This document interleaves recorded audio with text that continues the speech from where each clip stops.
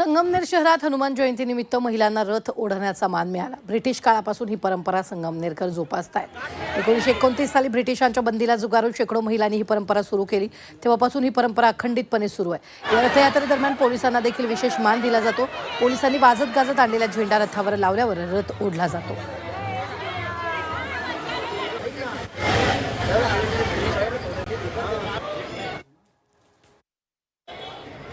इंग्रजांनी रंगारगल्लीमध्ये अडवला, न्यायचं नाही म्हणाले ब्रिटिशांनी। तर त्यावेळेला तो 2 वर्षावर तिथंच पडला होता।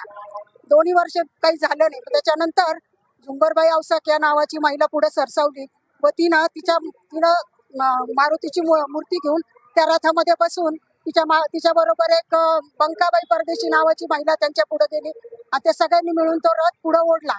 आणि त्या दिवशीपासून ह्या उत्सवाला महिलांचं जास्त वर्चस्व आहे, म्हणजे महिलांना सगळा मान मिळाला तो।